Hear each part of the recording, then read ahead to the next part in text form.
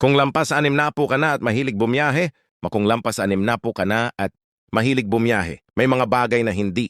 Sinasabi ng airport airline at kahit kami mismong flight attendants. Pero dapat mo talagang malaman dahil totoo ito, hindi biro. Ang pagod sa airport mahaba, ang lakad maingay, ang paligid at minsan parang maze. Ang bawat terminal pagdating sa eroplano siksikan, ang upuan malamig ang cabin at sobrang tuyo ng hangin na parang disyerto tinitiis na lang ng karamihan, lalo na ang mga seniors kasi polite. Sila at ayaw maging abala pero dito papasok. Ang stoic mindset sa biyahe. Hindi mo kontrolado. Ang buong sistema pero kontrolado mo kung paano ka maghahanda at paano mo aalagaan ang sarili mo at yan. Ang magbabago buong experience mo, welcome back. Channel, ako nga pala si Ricardo, 15 taon na akong flight attendant. At 15 taon na yon, hindi lang ako nag-serve ng drinks, nakita KO, ang lahat, ang mga stress ng biyahe, ang mga sikreto ng airline, at ang mga opportunities na hindi alam ng maraming pasahero at kung may isang grupo ng travelers na sobrang bait, sobrang marespeto pero madalas naiiwan. Na walang tamang impormasyon mga seniors natin. Yan kaya ngayong araw hindi lang ako magkukwento, ibubunyag kayo sa'yo. Ang 15 critical tips na hindi sinasabi ng booking website, hindi ina-announce ng gate agent at hindi isinusulat sa ticket mo pero pwedeng gawing mas komportable, mas ligtas at mas dignified. Ang susunod mong flight mga tips na pwedeng makaiwas sa sakit ng paahilo, dehydration, long walks at unnecessary stress, mga tips na pwedeng magbigay sa'yo ng VIP shortcuts. Free assistance at extra na tulong na karapatan mo, hindi pabor. Kung ready ka nang maging mas matalinong traveler kaysa dati, tara simulan natin Part 1, Essential Physical and Wellness Prep. Ang katawan mo ay iba. Ang reaksyon kapag nasa eroplano ka, lalo na dahil mataas, ang altitude at sobrang tuyo. Ang hangin sa cabin, kaya ang paghahanda bago bumiyahe ay hindi lang tungkol pag-aayos ng maleta. Mas mahalaga ang paghahanda ng katawan para maging komportable, ligtas at hindi madaling mapagod sa biyahe.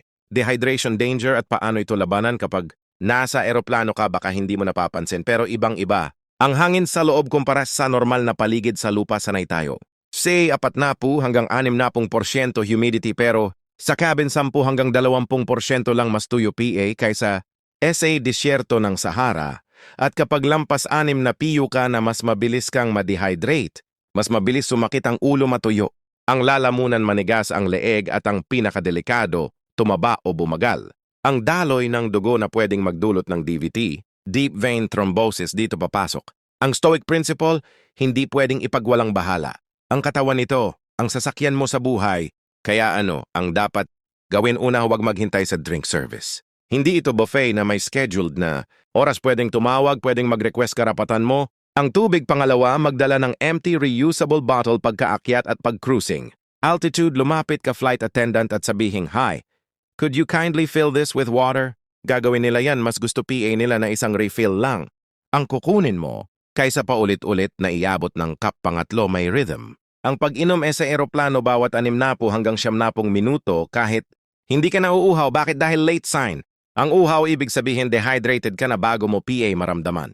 At hindi ito tungkol sa pagiging demanding. Ito ay tungkol sa pagprotekta sa sarili, lalo na kung may edad na compression socks is non-negotiable. Maraming seniors ang iniisip na ang compression socks ay para lang may varicose veins, 0 may medical condition. Pero ang hindi alam ng karamihan, lahat ng katawan ay nagre-react sa cabin pressure, kahit bata, kahit malakas. Kung healthy flight attendant nga na nasa 30s ay nagsusot nito araw-araw, lalo na dapat ang pasahero na lampas 6 na PU, ang ginagawa ng compression socks, pinipigilan. Ang blood pooling sa binti, binabawasan. Ang pamamalas, pinoprotektahan. Ang circulation, pinabababa. Ang risk ng DVT at ang pinaka-importanting rule, isuot ito bago ka umalis ng bahay at huwag alisin hanggang hindi ka nakakaabot sa final destination. Hindi ito official statement. Hindi rin ito arte, ito ay preventive health measure. Kung may maliit na hakbang para maiwasan ang malaking problema, gawin agad. Medication, miss-up luggage, carry on ito. Ang isa sa pinaka-nakakatakot at pinakakaraniwang nangyayari sa seniors na iiwan, nalalagay sa wrong bag o nananakaw.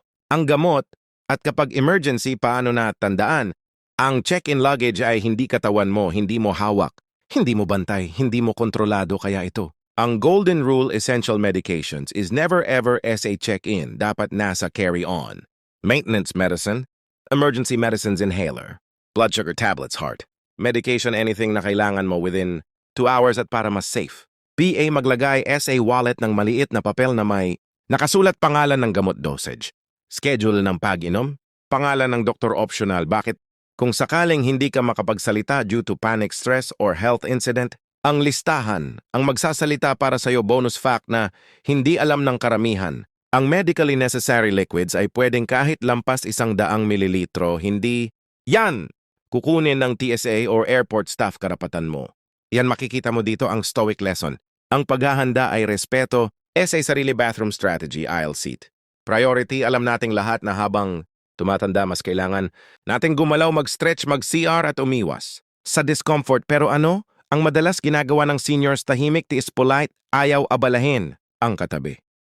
Pero ang hindi nila alam, mas mahirap sa crew kapag nahihirapan ang pasahero. Kaya kung alam mong madalas kang tatayo, huwag kang pumayag na malagay sa gitna o window seat na. Parang nakulong ka, upuan sa pasilyo dapat. Hindi ito luho, ito ay medical need. Kung hindi mo mabook online, walang problema, gawin ito bago ang boarding. Lumapit sa gate agent at sabihin, "Hi, I need to get up frequently for circulation. Do you have available aisle seat?" Usually, i-assign nila ito kadalasan for free.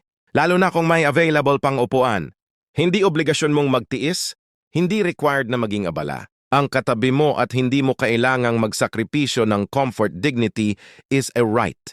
Hindi ka dapat mahirapan sa buong Flight 5. Mid-flight movement kapag naabot na ang cruising altitude at patay na ang seatbelt sign. Ito ang oras na inaabuso ng karamihan, nakatulog agad o nanood ng movie ng 2 oras nang hindi kumikilos. Pero para sa seniors, hindi pwede ang long immobility. Ang cabin pressure ay may physiological effect, bumibigat, ang circulation tumitigas, ang joints humihina, ang muscle activation tumataas, ang clot risk kaya kailangan ng intentional movement. Ito ang exact routine every hour. Gawin ito 10 heel raises, 10 ankle circles clockwise, ankle circles counterclockwise. Ito ang immediate benefits, pinapagalaw ang calf muscle body's natural blood pump, pinapabilis ang blood flow, binabawasan ang leg stiffness, pinoprotektahan ang puso at ugat. Kung steady ang pakiramdam mo, lumakad papunta sa galley. At kapag nasa likod ka na, pwede mong kausapin ang crew. "Hi, would it be okay if I hold on to this while I stretch a little?" I assure you, mas gusto nila na nakikita kang ligtas kaysa bigla ka na lang manghina o manikip ang paa. Ito ang stoic lesson dito. Ang kalusugan ay choice na inuulit-ulit. Hindi ito isang malaking hakbang, ito ay maliit na galaw bawat oras. Sa Part 1 PA lang makikita mo na hindi kailangan ng malaking pera, VIP ticket o special status para maging mas ligtas at mas komportable. Ang flight mo kailangan lang ng tamang paghahanda, tamang awareness, tamang paghingi ng tulong. Dahil kahit hindi natin kontrolado ang turbulence, ang delayed boarding at ang dry cabin, air kontrolado mo kung paano mo po protektahan ang sarili mo at sa edad. Lampas 6 na PU, karapatan mong bumiyahe ng hindi nagsasakripisyo ng kalusugan. At Dignidad Part 2 Airport Navigation Hacks. Ito ang VIP shortcut. Sa totoo lang, ang airport ang pinakanakakapagod na parte ng biyahe, maingay, mahaba ang lalakarin at lahat nagmamadali. Nakakapagod ito kahit para sa mga batang crew. Pero sa mga simpleng tips na ito, mababawasan ang stress at ikaw ang uunahin. SA Proseso 6, Free Wheelchair and Escort Assistance. Ang VIP shortcut na hindi sinasabi ng airport. Maraming pasahero lampas 6 na po ang nahihiyang humingi ng wheelchair assistance dahil iniisip nila na pang may sakit lang ito. O baka isipin ng tao, mahina na ako. Pero ang totoo, hindi mo kailangang maging PWD para gumamit nito. Ang service na ito ay libre, federally required at para sa lahat ng passengers na mahirap maglakad ng malayo, madaling mapagod o may kahit anong discomfort sa paglalakad. Sa malalaking terminal at kung senior ka, automatic na pasok ka sa criteria. Ganito ang proseso from curb to security to gate. Ipapasundo ka sa curbside ng staff. Hindi ka pipila ng mahaba. Sa security may dedicated lane kayo. Ihahatid ka diretso sa mismong gate mo. Ito ang hindi alam ng karamihan. Kapag naka-wheelchair ka, halos VIP. Ang treatment mas mabilis. Ang pinakamagandang part, priority boarding, dahil maaga kang dadalhin sa gate. Kadalasan isa ka sa mga unang inakyat. Wala ng siksikan, wala ng frantic na hanap ng overhead space at wala ng hirapan mula sa ibang pasahero. Kung gusto mo ng smooth snag-free airport experience, ito ang sikreto na dapat mong gamitin. Tandaan. Hindi ito pabor karapatan mo. Ito 7 TSA Care Support para SA seniors na may medical concerns. Kung may medical condition ka, may dala kang gamot o kagamitan o kung mabilis kang ma-overwhelmed, SA Security Screening merong programang hindi alam ng karamihan TSA Cares.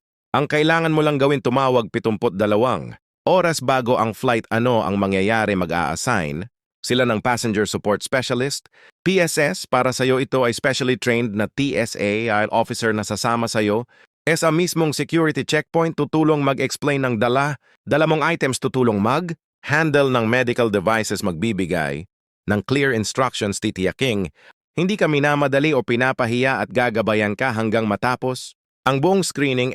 Madaling salita, may sariling private guide ka. Pinaka-stressful na parte ng airport at dito papasok ang stoic wisdom, humingi ng tulong kapag kailangan. Hindi ito kahinaan, ito ay karunungan. Hindi mo kailangang makipagsabayan sa nakakapagod na proseso.